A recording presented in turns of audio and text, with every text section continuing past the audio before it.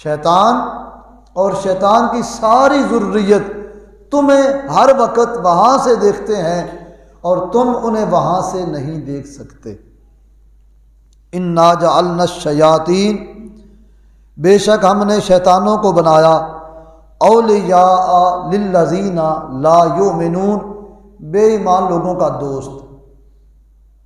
شیطان جو بے دین لوگ ہیں، بے ایمان ہیں، کافر ہیں، ان کا دوست ہے، اہل ایمان کا دشمن ہے۔ آگے تفسیر میں ہم بتائیں گے کہ جو بے دین لوگ ہیں ان کا کتنا خیر خواہ ہے اور اہل ایمان کا کتنا یہ دشمن ہے۔ وَإِذَا فَعَلُوا فَاحِشَةً قَالُوا وَجَدْنَا عَلَيْهِ آبَاءَنَا، اور جب کوئی بے حیائی کا کام کریں تو کہتے ہیں ہم نے اس پر اپنے باپ دادا کو پایا، وَاللَّهُ أَمَرَنَا بِهَا، اور اللہ نے ہمیں اس کا حکم دیا۔ قل، اے حبیب مکرم صلی اللہ علیہ وآلہ وسلم، آپ ان کو ارشاد فرما دیں کہ ان اللہ لا یامر بالفحشاء، کہ اللہ کریم تو بے شک اللہ بے حیائی کا حکم نہیں دیتا۔ جو تم نے کہا کہ ہمیں اللہ نے حکم دیا، ہمارے باپ دادا یہی کرتے رہے، قل، حبیب کے ذریعے ان کی تمام کارستانیوں کو نفی میں بدلا جا رہا ہے۔ رب فرماتا ہے پیارے اب بات تمہارے کرنے والی ہے، تم فرماؤ کہ کیا، کیوں؟ مفتی احمد یار خان نے لکھا بات ہے رب کی عظمت کی، فرمایا حبیب تم میری عظمت بیان کرو تو سونے لگ دے ہو۔ یہ اصل میں راز یہ تھا، کل خود فرما سکتا تھا کیا میں نے حکم دیا، میں تو اچھائی کا حکم دیتا ہوں، نہیں، خود نہیں ڈائریکٹ بات کی، حبیب پاک علیہ السلام کی زبان سے کہلوایا کہ قل ان اللہ لا یامر بالفحشاء، کیا حبیب آپ اعلان کر دیں کہ بے شک اللہ تو بے حیائی کا حکم نہیں دیتا۔ اتقولون علی اللہ ما لا تعلمون، کیا اللہ پر وہ بات لگاتے ہو جو تمہیں جس کی خبر نہیں؟ اللہ تعالیٰ کے بارے میں ایسی بات کہتے ہو جو اس کی شان کے لائق نہیں، تم خود بھی نہیں جانتے اس کی شانیں کیا ہے۔ یہ ان آیات میں جو مسائل بیان ہوئے بہت زیادہ مسائل ہیں، ہر جملے میں بہت ساری تفسیر ہے۔ ہم آج کے جمعے میں مختصر گلدستہ آپ کے سامنے رکھنا چاہیں گے، اللہ پاک ہمیں ان آیات کا فیضان عطا فرمائے۔ یا بنی آدم لا یفتننکم الشیطان، اے اولاد آدم خبردار تمہیں شیطان فتنہ میں نہ ڈال دے۔ فتنہ کس کو کہتے ہیں؟ امام راغب اصفہانی نے فتنے کی تعریف کرتے ہوئے لکھا، فرمایا اصل میں جو فتنے کا معنی ہے وہ ہے سونے کو گرم کرنا۔ سونا، سنار اس کو جب بٹھی میں سیکا دے کے گرم کرتا ہے وہ پگھل کے خوب گرم ہوتا ہے، اس کو فتنہ کہتے ہیں۔ اب یہاں اس کا شرع شریف میں اس کا معنی کیا ہوگا کہ ہر وہ ایسی بات کرنا، لے کے آنا جس تک وہ بات پہنچی ہے، جس نے وہ بات سنی ہے، اس کے اندر کا سکون ختم کر دینے کا نام فتنہ ہوتا ہے۔ کوئی بات سمجھ آئی؟ یہ تعریف آپ یاد رکھ لیں گے۔ فتنہ کہ ایسی وہ نئی بات یا نئی چیز جو بندہ دیکھے تو دیکھتے ہی اس کے اندر کا چین ختم ہو جائے، بے قراری، اضطرابی کیفیت پیدا ہو جائے، وہ اس کا تعلق دنیاوی معاملات کے ساتھ ہو یا دینی معاملات کے ساتھ ہو، اس کو فتنہ کہتے ہیں۔ اور میرے محبوب پاک علیہ السلام نے ہر فتنے سے رب کی پناہ مانگی ہے۔ کملی والے آقا نے فرمایا فتنہ یہ بہت بڑا نقصان دہ کام ہے، حضور کتنا اس میں شدت ہے؟ تو فرمایا میرے رب نے مجھے سمجھایا کہ والفتنۃ اشد من القتل، کہ قتل کرنا اتنا سخت نہیں جتنا فتنہ زیادہ نقصان دہ ہے۔ قتل میں تو قتل ہو گیا، بات ختم ہو گئی، لیکن فتنہ ایک قتل نہیں ہزاروں قتل کرواتا ہے، پھر بھی وہ اپنی جگہ پہ ہی رہتا ہے۔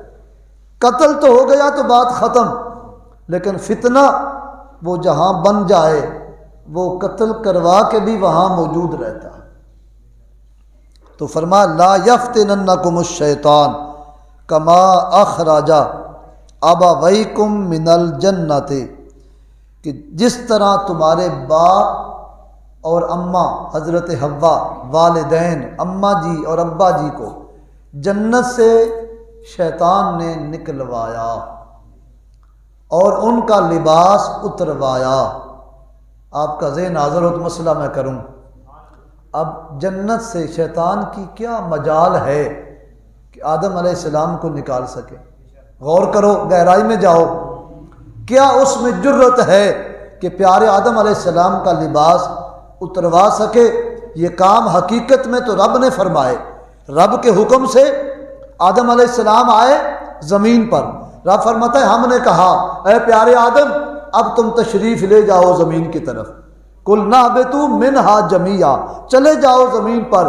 اب غور کرو، شیطان کی طرف نسبت کی جا رہی ہے دو باتوں کی، جنت سے نکلوانے کی، لباس اتروانے کی۔